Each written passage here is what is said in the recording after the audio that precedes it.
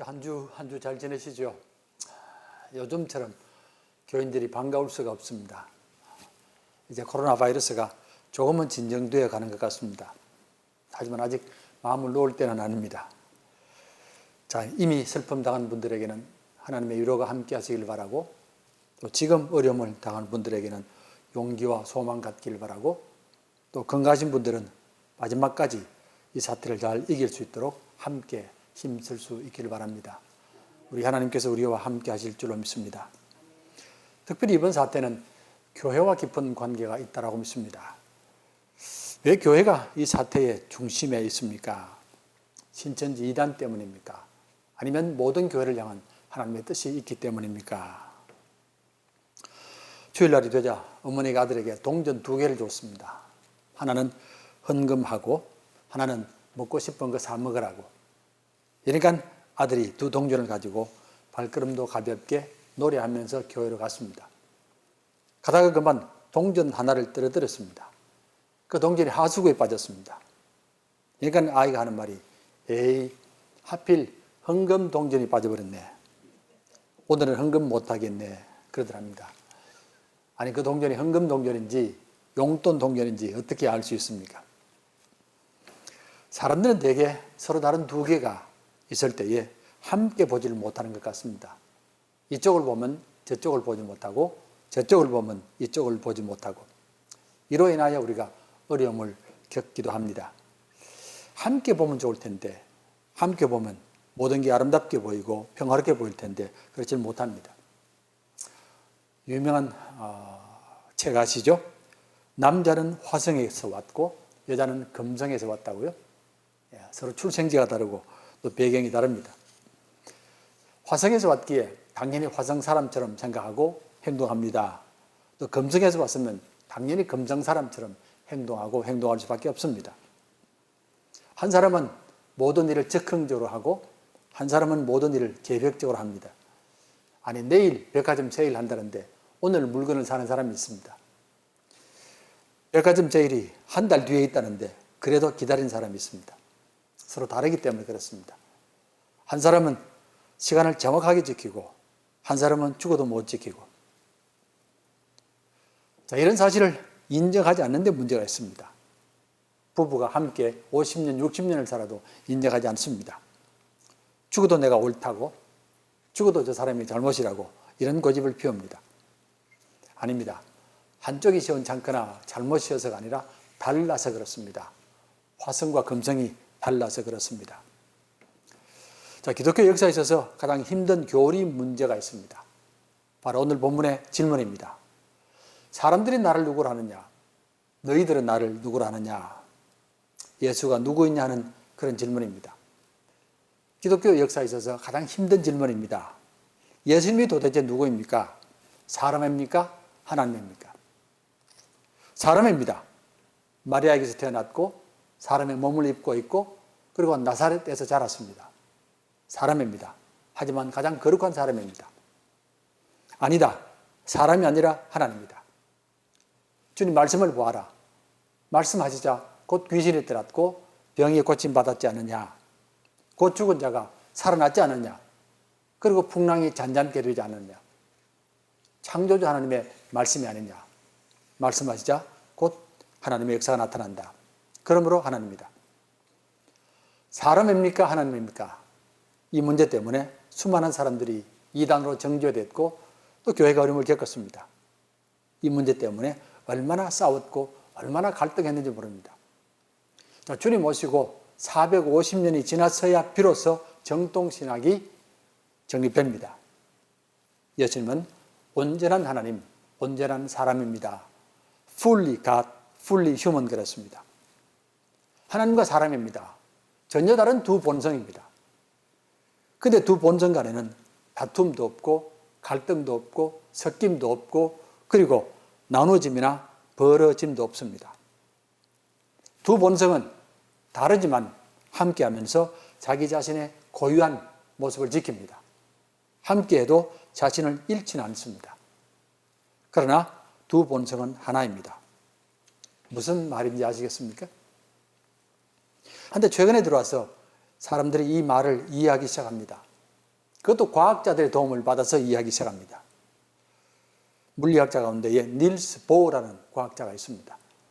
세계적인 과학자이고 노벨상을 받은 사람인데 이분의 이론이 예수님의 본성을 이해하는 데에 소중한 근거가 됩니다. 자, 빛에 대한 이론입니다. 빛에는 두 가지 다른 본성이 함께합니다. 입자와 파동이라는 이 두 본성입니다. 자, 다르기 때문에 결코 함께 할 수 없다고 믿었습니다. 입자는 고체가 아니냐, 파동은 액체가 아니냐, 어떻게 이 둘이 함께 할 수 있느냐 그 말입니다. 그런데 실제로는 함께 하고 있습니다. 이렇게 빛을 말할 때에 빛 알갱이란 말 씁니다. 고체란 말이고 입자란 말입니다. 또 빛이 물처럼 흘러간다는 말도 합니다. 이게 파장입니다. 액체입니다. 그런데 이 둘이 함께 하고 있습니다. 어떤 경우도 입자와 파장이 떨어지지도 않고 싸우지도 않습니다. 오히려 존중하고 협력하면서 하나를 이루고 있습니다. 만약에 이 말이 맞다면 우리는 예수님을 이해할 수 있습니다. 예수님에게는 신성도 있고 인성도 있습니다. 두 본성이 함께 존중하고 함께 협력하면서 예수님을 이루고 있습니다. 예수님은 온전한 하나님이요 온전한 사람입니다. 만약 우리가 이것을 믿음으로 받아들이고 이해한다면 우리는 더 이상 싸울 필요가 없습니다. 교회끼리 싸울 필요도 없고 부부끼리 싸울 필요도 없고 세상끼리 싸울 필요도 없고 만물도 싸울 필요가 없습니다. 오히려 서로 존중하고 협력하며 평화를 만들 것이고 기쁨을 만들 것이고 감사를 만들 것입니다. 자, 오늘 주님의 질문입니다. 사람들이 나를 누구라느냐? 너희들은 나를 누구라느냐? 이 질문 기독교 신앙에 있어서나 역사에 있어서 어떤 질문보다 중요하고 힘든 질문입니다. 말씀드린 것처럼 답을 찾는 데만 450년이라는 시간이 걸렸습니다. 하지만 아무리 힘들어도 그냥 넘어갈 수 있는 질문은 아닙니다. 예수를 누구라고 말하느냐에 따라서 내 신앙이 달라지기 때문이고 내 삶이 달라지기 때문입니다. 몇 가지 예를 들어 보겠습니다. 사람마다 예수에 대한 대답이 다릅니다. 어떤 사람은 예수가 위대한 선지자라고 말합니다. 어떤 사람은 위대한 스승이라고 말합니다. 어떤 사람은 위대한 혁명가라고 말합니다. 위대한 선지자라고 믿으면 당연히 앞으로 일어날 일에 대하여 말해달라고 할 것입니다. 위대한 스승이라고 말한다면 열심히 배우고 존중할 것입니다. 위대한 혁명가라고 말하면 나도 혁명에 동참할 것이라고 할 것입니다. 아니다, 예수님은 하나님이시다. 전능하신 하나님이요 창조주 하나님입니다. 역사를 주관하시는 하나님입니다. 이렇게 고백한다면 우리는 그분 앞에 무릎을 꿇을 수밖에 없고 찬송하며 경배할 수밖에 없습니다. 다시 본문으로 돌아갑니다. 주님의 질문에 사람들은 이렇게 답변했습니다. 예수는 세례 요한이다, 엘리야다, 예레미야다, 선지자 중에 한 사람이다. 예레미야다, 세례 요한이다, 엘리야다, 선지자 중에 하나이다. 이상한 점이 하나 있습니다. 모두가 다 선지자로만 보고 있습니다. 세례 요한, 엘리야, 예레미야 모두가 선지자들입니다. 왜 선지자로 말했겠습니까? 왜 예수님을 선지자로 봅니까? 예수님이 선지자의 일만 했기 때문에 그렇겠습니까? 아닙니다. 예수님은 많은 다른 일을 하셨습니다. 랍비의 일도 하셨고 기적을 베푸는 일도 하셨고 병을 고치는 일도 하셨고 복음을 전파하는 일도 하셨습니다.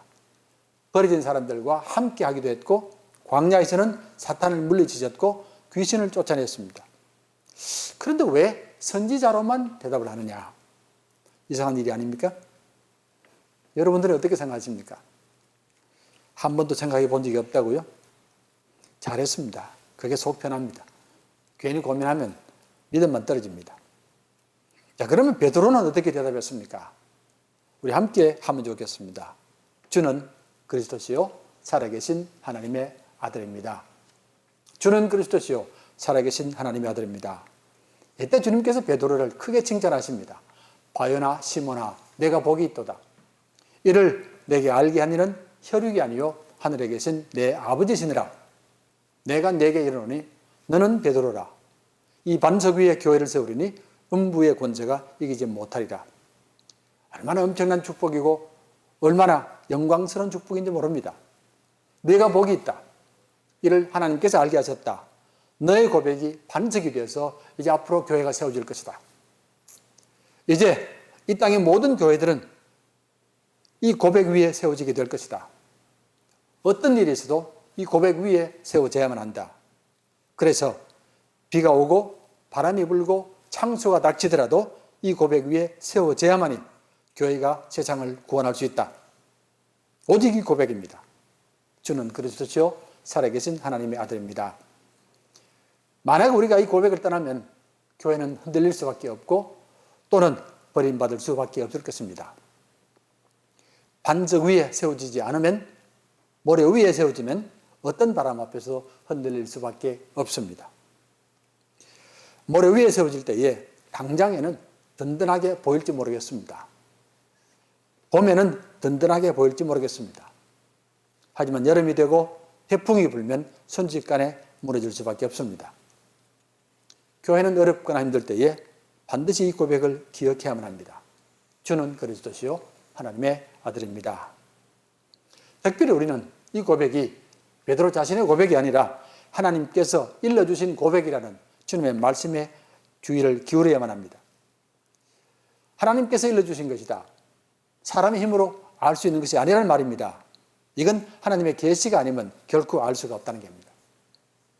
그렇다면 지금 베드로는 두 쪽을 함께 본 것이 아니라 세 쪽을 함께 본 겁니다. 메시아를 봤기 때문에 그렇습니다. 선지자, 왕, 제사장을 함께 봤습니다. 예수님에게서 선지자를 보셨고 예수님에게서 왕을 봤고 그리고 제사장을 봤습니다. 자, 이 고백이 바로 베드로 고백입니다. 이는 하나님의 도우심이 없이는 결코 사람이 알 수 있는 고백이 아닙니다. 말씀드린 것처럼 사람은 두 개도 한꺼번에 보지 못합니다. 그런데 베드로가 세 개를 함께 봤습니다. 그리고 하나님의 아들의 모습을 본 것입니다. 우리 교리 가운데 삼위일체 교리가 있지 않습니까? 삼위일체 교리는 모두가 다 신비라고밖에 말하지 못합니다. 사람의 힘으로 안 된다는 그 말입니다. 저는 오늘 본문을 보면서 요즘 우리 사태를 참으로 흥미롭게 보게 되었습니다. 하나님께서 이 땅에 하나님의 나라를 이루시기 위하여 세 종류의 사람들을 세우시게 됩니다. 왕과 제사장과 선지자. 오늘날은 삼권 분립과 같습니다. 왕은 행정, 제사장은 사법, 선지자는 입법입니다. 이 세 종을 세우고서는 셋의 경계를 엄격하게 정했습니다. 왕은 왕의 영역에만 머물러야 되고, 제사장은 제사장의 영역에만 머물러야 되고, 선지자는 선지자 영역에만 머물러야 합니다. 어떤 경우도 영역을 넘어가서는 안 됩니다. 왕이 제사장 영역에 넘어가서도 안 되고, 제사장이 왕의 영역으로 넘어가서도 안 되고, 선지자가 제사장의 영역으로 넘어가서도 안 됩니다. 만약에 영역을 넘어가면 하나님께로부터 큰 어려움을 당합니다. 왕은 왕의 영역에 머물러야 되고, 제사장은 제사장의 영역, 선지자는 선지자 영역에 머물러야 합니다. 하나님께서 이렇게 하시는 이유가 있습니다. 생명을 살리기 위해서, 백성을 살리기 위해서 그렇습니다. 이 길만이 생명과 백성이 살아갑니다. 만약 이를 어겨버리면 생명과 백성들이 고통을 당합니다. 아십니까? 고대 어느 나라도 이렇게 나눈 나라는 없습니다. 모든 나라는 왕이 모든 영역을 다 독점합니다. 왕이 제사장의 영역, 선지자 영역을 독점합니다. 제사장이나 선지자가 있어도 이들은 철저하게 왕에게 순종할 수밖에 없습니다. 문제는 이런 구조 하에서는 백성들이 고통당할 수밖에 없습니다. 성경에 예가 있습니다. 사무엘상 13장 9절에 보면 사울이 제사장 사무엘이 늦게 올 때에 자신이 직접 제사를 드리려고 합니다. 사울이 이르되 번제와 화목 제물을 이리로 가져오라 하여 번제를 드렸더니, 사울이 번제를 드렸습니다. 번제를 마치고 나자 사무엘이 왔습니다. 그때 어떤 일이 벌어졌습니까? 13절입니다. 사무엘이 사울에게 이르되 왕이 망령되이 행하였도다. 왕의 하나님 여호와께서 왕에게 내리신 명령을 지키지 아니하였도다. 그리하였더라면 여호와께서 이스라엘 위에 왕의 나라를 영원히 세우셨을 것이거늘 망령되이 행했습니다. 왕의 나라를 거치게 할 것입니다. 그 말씀대로 사울은 버림을 받습니다. 그리고 결국 전쟁터에서 비참하게 최후를 맞게 됩니다. 아니, 왜 왕이 제사를 드렸다고 이렇게 할 수 있습니까? 왕이 제사를 드리는 게 얼마나 훌륭한 일입니까? 얼마나 존경할 일입니까? 아닙니다. 왕이 제사를 드리면 하나님께로부터 크게 버림받을 일입니다. 고대의 모든 왕들은 다 왕이 제사를 드립니다. 지금처럼 재앙이 오거나 아니면 비가 오지 않으면 왕이 직접 제사장의 옷을 입고 모든 백성들이 보는 앞에서 제사를 드리게 됩니다. 그런데 하나님은 이를 금하십니다. 왕이 제사장이 되어서는 안 된다고. 다윗은 어떻습니까? 다윗은 자신이 제사를 드리지 않았습니다. 사울보다 훨씬 강한 왕임에도 불구하고 제사는 사독에게 맡겼습니다. 성전을 그렇게 원했지만 제사는 자신이 안 드렸습니다. 그런데 솔로몬 때가 되면 달라집니다. 솔로몬은 직접 제사를 드립니다. 왕이 되면서 자신이 일천 번제를 드리게 됩니다. 그러자 솔로몬도 하나님께로부터 버림받습니다. 아들 르호보암 시대가 되면 나라가 둘로 갈라지는 아픔을 겪게 됩니다. 자, 왕이 제사를 드리는 것 무엇을 뜻하겠습니까? 왕과 신이 교통한다는 말입니다. 신은 왕과 교통한다는 말입니다. 왕의 권세는 신이 내린 권세란 말입니다.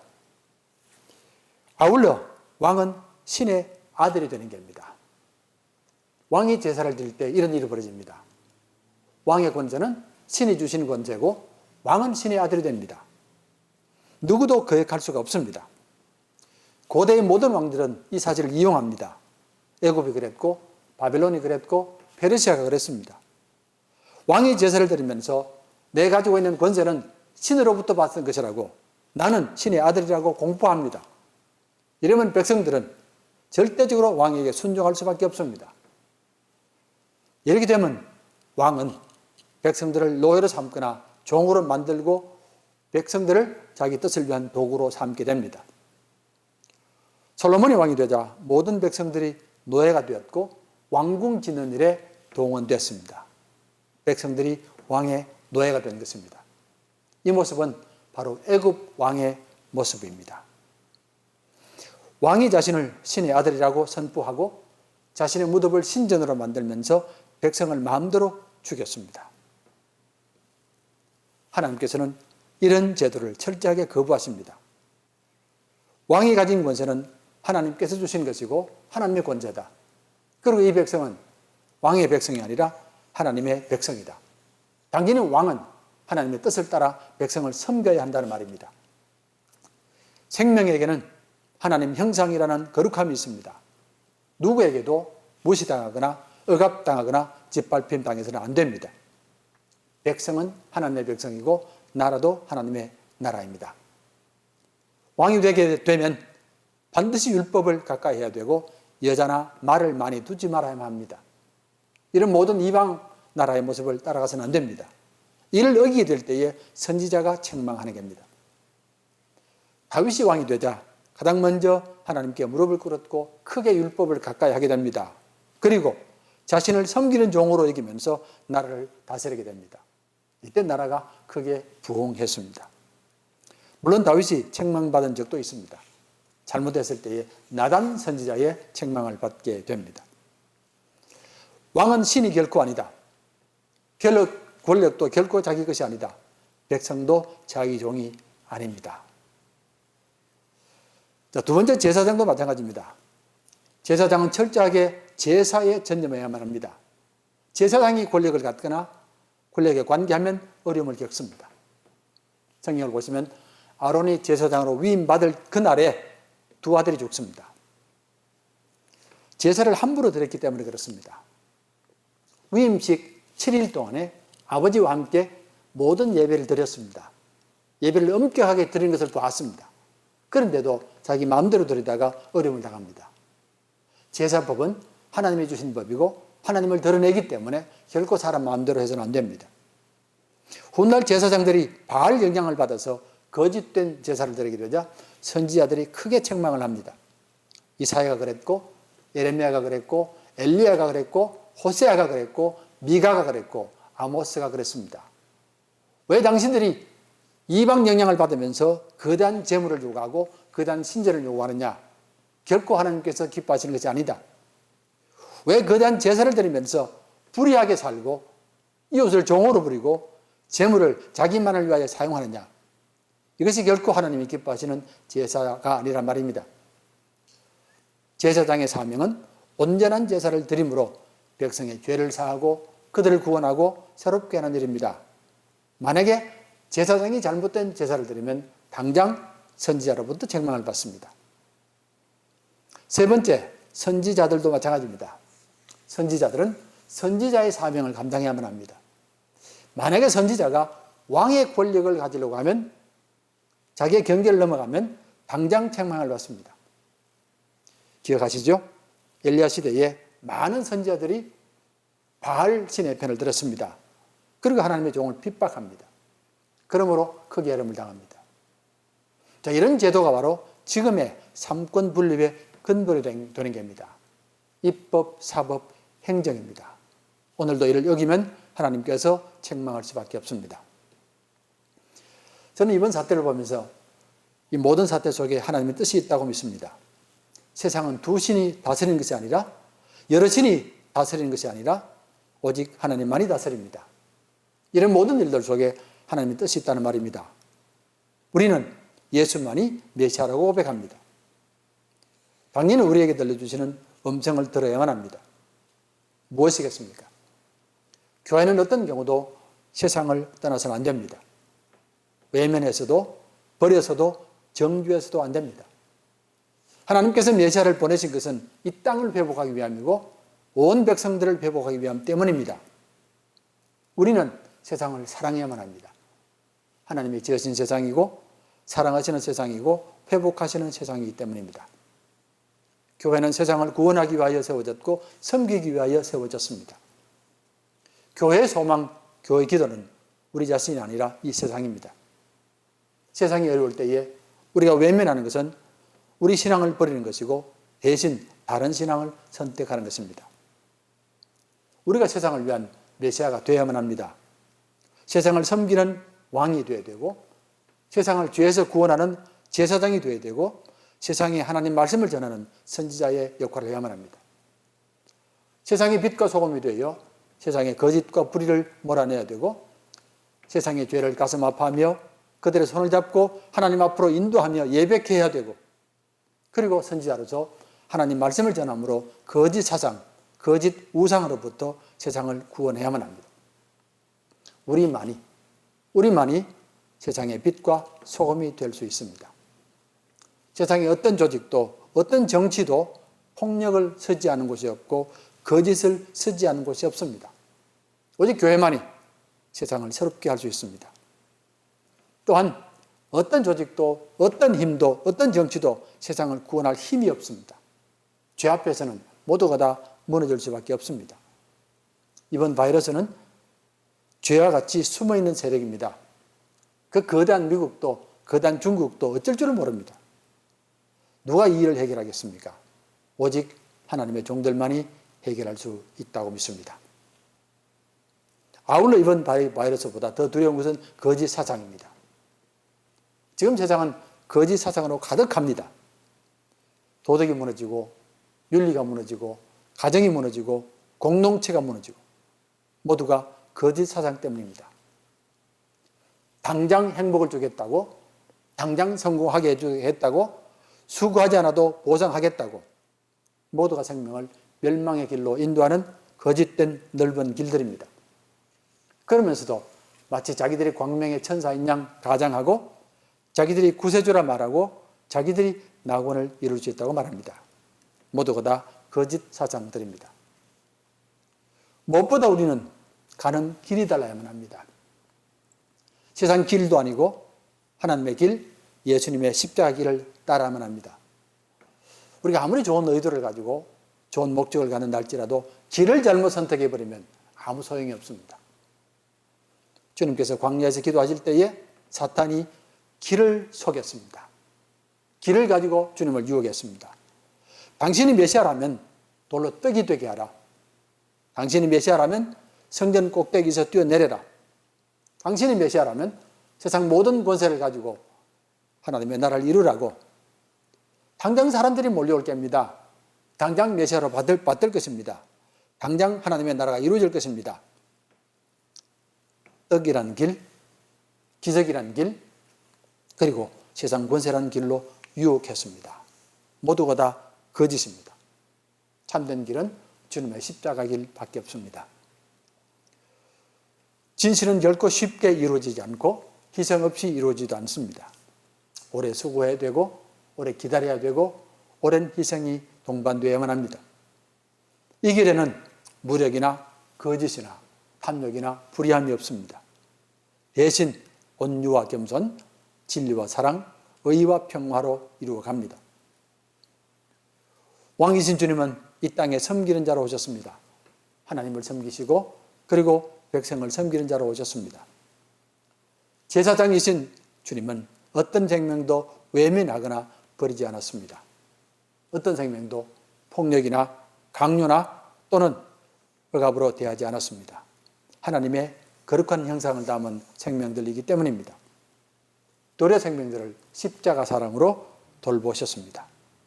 세리들, 창기들, 나병 환자들, 버림받은 자들, 귀신 들린 자들, 그리고 마지막 십자가에 달린 강도까지 주님께서는 품으셨고 회복시켜 주셨습니다. 무엇보다도 주님은 선지자로서 하나님 말씀에 충성하셨습니다. 그 말씀만이 이 땅의 생명들을 구원하고 거짓 우상을 분별하고 거짓 사상을 멀리하고 거짓 종교를 이길 수 있는 힘인 것을 아셨기 때문입니다. 말씀만이 하나님의 사랑을 증거하고 생명 사랑을 증거하고 이 땅의 평화를 이룬다라고 믿습니다. 몇 년 전에 교회를 시작하면서 겨자씨 생명교회라고 이름을 지었습니다. 겨자씨 생명교회. 겨자씨라는 말이 너무 아름다웠기 때문에 그렇습니다. 겨자씨는 참으로 작은 씨입니다. 주님 말씀에 따르면 씨 중에 제일 작은 씨라고 그랬습니다. 그런데 그 씨가 자라면서 나물이 되고 나중에 나무가 되면서 새들이 깃들인다고 말씀하셨습니다. 아니, 겨자씨가, 그 작은 씨가 나무가 되어 새들이 깃들인다고요? 씨가 자라면서 가장 두려워하는 게 새입니다. 겨자씨는 새 앞에서 아무것도 할 수 없습니다. 새는 마음만 먹으면 겨자씨를 당장에 집어삼켜 버립니다. 그 새 앞에서 도망갈 수 있겠습니까? 항거할 수 있겠습니까? 도움을 청할 때가 있겠습니까? 새 앞에서 씨는, 겨자씨는 전적으로 무능한 존재입니다. 그렇게 사람들은 모두가 다 새를 선택합니다. 새를 선택해야 내가 살 수 있지. 내가 힘을 가지지. 내가 이기지. 새가 되어서 하늘을 날아야지. 새가 되어서 내 꿈을 펼쳐야 되지. 새가 되어 내 마음껏 살아야 되지. 새가 되어 하늘 꼭대기까지 올라가야지. 모든 사람들의 공동된 소망이고 모든 나라의 공동된 소망입니다. 새들은 한계를 넘어서서 하늘 끝까지 가려고 합니다. 하지만 땅에 뿌려진 겨자씨는 다릅니다. 씨가 하늘을 나는 것은 상상도 못합니다. 한번 뿌려주면 평생 그곳에서 살아야만 합니다. 자기 힘으로 떠날 수 있겠습니까? 바람 타고 떠날 수 있겠습니까? 씨가 할 수 있는 유일한 길은 땅에 빨리 뿌리를 내리는 길이고 깊이 뿌리를 내리는 일입니다. 이것이 전부입니다. 그래야만이 살 수 있습니다. 초라하고 불쌍하고 나약하고. 하지만 겨자씨에게는 한 가지 아름다운 소망이 있습니다. 가지를 만드는 겁니다. 하늘을 향하여 가지를 만드는 것입니다. 아니, 가지를 만들어서 무엇하게 해요? 그늘을 만들 것입니다. 그늘을 만들어서 뭘 하게 해요? 새들을 쉬게 할 것입니다. 병든 새들, 지친 새들, 힘을 잃은 새들, 버려진 새들을 쉬게 할 것입니다. 내가 두 팔로 가지를 만드는 것은 나를 자랑하기 위함도 아니고 내 힘을 과시하기 위함도 아닙니다. 그늘을 만들어 새들이 살도록 하기 위함입니다. 겨자씨에게는 또 다른 소망이 있습니다. 하늘을 바라보는 소망입니다. 비록 내가 땅에 뿌리를 두지만 땅만 바라보는 것 아닙니다.